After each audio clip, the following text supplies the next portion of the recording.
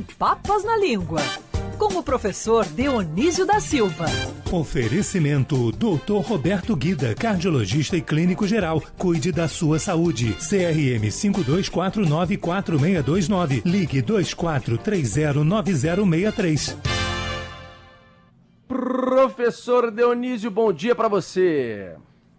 Bom dia, querido alemão, Rodolfo Schneider. Estava com saudade de você, você voltou ótimo.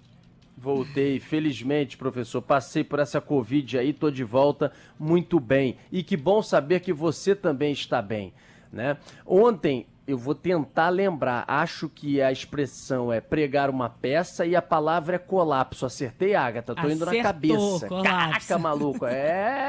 Memória tá funcionando, professor. E colapso, infelizmente, por uma coisa muito triste, é a palavra do momento na rede de saúde. E você vai trazer pra gente o significado dessa palavra, querido professor. Bom dia. Vamos lá, então. Rodolfo, você, mesmo não tendo olhos de leopardo, você lembrou-se, não é? Você sabe dessa que o Pinho inventou aí, né? Da Agatha. Olhos de leopardo. Olha, colapso, a palavra que está na ordem do dia, veio do latim colapsus, que tem o significado de vários lapsos simultâneos. Nós não usamos muito como referência no cotidiano a língua escrita. Outros usam, né? O alemão já criou 1.200 palavras novas para designar esses fenômenos da Covid. Os seus conterrâneos, seus ancestrais lá, são impressionantes. Mas é que o alemão facilita, você vai juntando uma palavra na outra. Tá. Então eles estão usando também colapse, o radical é o mesmo, né? O alemão também tem muito com o latim, o mundo inteiro está usando este étimo, mas nós não, nós usávamos outras palavras e agora estão entrando essas. Bom, Rodolfo, você teve Covid, deve ter ouvido, não sei se você ouviu o verbo convidar, o convidário, fulano está convidado, não é? São palavras que surgiram. Sim, não é? Sim. Mas vamos ficar nessa do colapso, que é muito interessante. Nós vamos saber o que é lapso primeiro, porque é o miolo da palavra colapso.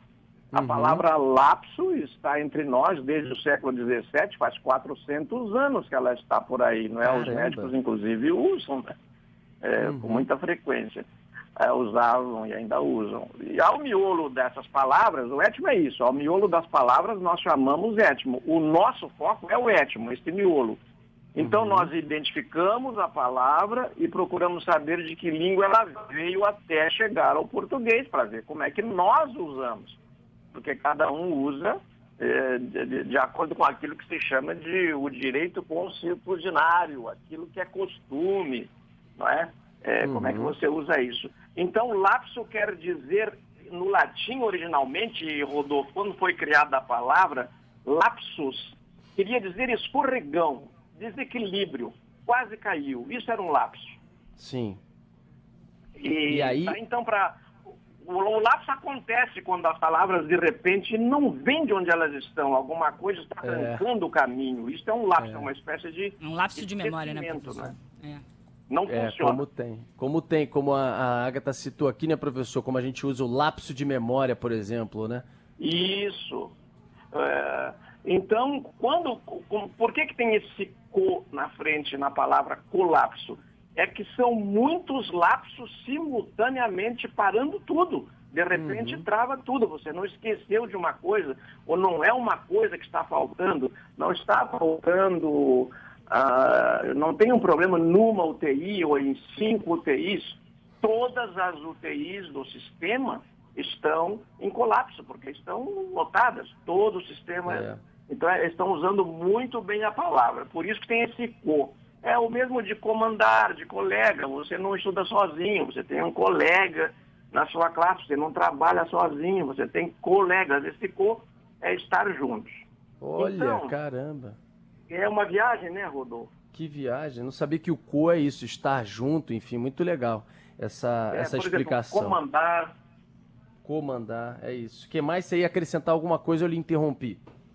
Não interrompeu, a gente tem que conversar mesmo. Comandar também é isso. O que adianta você mandar sozinho? Tem que delegar. Né? É por isso o presidente tem ministros, Estado, o governador tem secretários, prefeito também, qualquer chefe, né, Rodolfo? Que manda. Claro.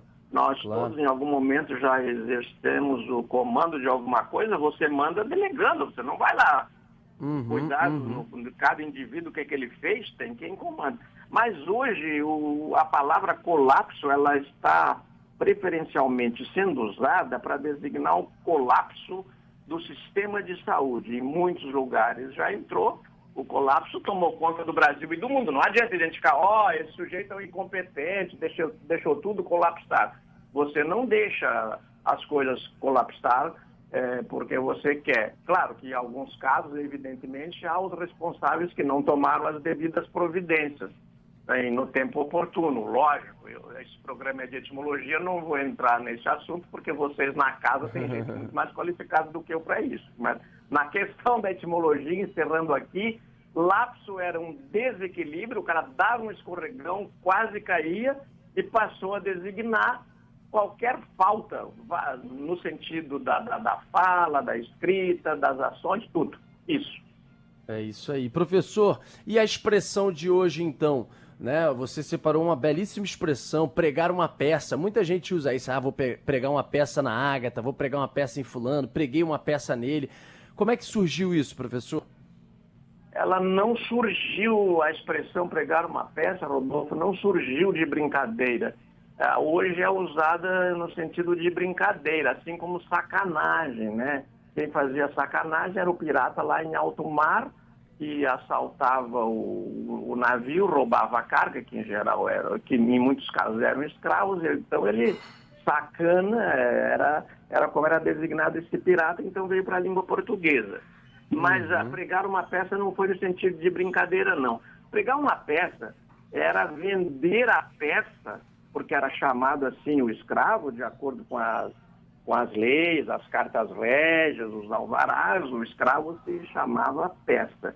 Então, nos leilões, era fixado um preço por aquela peça. Quando a peça era falsificada naquele pregão, o vendedor pregava uma peça no comprador. Por exemplo, ele falsificava a idade dos escravos para eles parecerem mais jovens.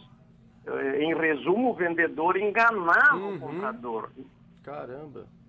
Então, pregar uma peça passou a designar, a fazer uma coisa bem diferente do que foi combinado, enganar o outro. Depois é que nós, brasileiros, que modificamos tanto a língua portuguesa, trouxemos para um sinônimo de brincadeira, assim, né? Nós pregamos uma peça, isso aí enganamos, mas é de mentirinha, não queremos prejudicar o outro.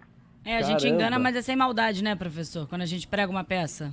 Atualmente. Isso, engana sem maldade. Eu gosto muito dessa visão do português vulgar que a Ágata tem, Rodolfo, nossos repórteres têm. Sabe por quê? Porque assim como o alemão lá criou 1.200 palavras agora, devem estar surgindo muitas palavras aí nas periferias das cidades, as pessoas que realmente sentem o que é um colapso. Por exemplo, colapso para mim é aqui. Eu estou confortavelmente no meu escritório consultando os livros, porque a cidade está em colapso. Tá? Mas é aquele que teve que pegar o dele. Aquele sim é um colapso de passageiros, hein? Para ele o transporte está em colapso, né, professor? É isso mesmo. A UTI, o cara que está precisando entrar num hospital hoje, numa UTI, tem um atendimento. Esse colapso é terrível, né? Sem dúvida, sem dúvida. E pregar uma peça, olha o que é a viagem das palavras, né? Pregar uma peça era antes realmente enganar, e a gente abrasileirou e virou uma coisa realmente de brincar, de, enfim, você aprontar alguma com alguém. Querido professor Dionísio, semana que vem às quintas-feiras, como sempre, não às sextas, mas sempre uma honra participar e conversar com você aqui na coluna Sem Papas na Língua. E tem repeteco em toda a Rede Band News no final de semana, né, professor? Sim, claro, lógico, né? Um pouco bem lembrado, mas se o Rodolfo me der 30 segundos, eu quero fazer uma homenagem que eu preparei para ele. Claro, professor, com certeza. Tô com ciúmes, hein? Ciúme de homem é terrível, mas de mulher é bom. Olha, eu lembrei muito do Rodolfo, porque ele é notoriamente torcedor do Fluminense, como tantos brasileiros ouvintes da nossa coluna, não é? E o Nelson Rodrigues, fez uma crônica lá nos anos 60, quando o Fluminense sofreu uma derrota pavorosa. Ele falou assim: amigos, ontem a derrota do Fluminense foi pior do que o velório do Marmelo Adolfo. Naqueles anos, nos anos 60, a escola estava num tal nível que um cronista de futebol podia citar um personagem da literatura russa do Crime e Castigo, o Marmeladov, e todo mundo entendia a comparação. Se não entendesse, lá adiante ele explicava. Uhum. Mas hoje, se a gente usar esses personagens assim, até o Quincas Borba tem que explicar, né, Rodolfo? Claro. Então, Nelson Rodrigues era maravilhoso, né? Criava, enfim, frases, expressões, coisas que ficaram até hoje, né? A maioria é burra, né? A unanimidade é burra. Enfim, Nelson Rodrigues, do meu glorioso tricolor, enfim, certamente criou coisas que até hoje estão aí, no linguajar popular ou não, mas estão aí mostrando o quanto que era alguém realmente, às vezes, à frente em determinados assuntos, né? À frente e com uma visão muito perspicaz, sarcástica, irônica, enfim. Querido professor, obrigado como sempre pela homenagem ao meu tricolor e a Nelson Rodrigues. Um abraço e até semana que vem. Bem-vindo de volta, querido Rodolfo. Um abraço a você, um beijo, Águia, e aos nossos ouvintes, e até de repente. Até de repente.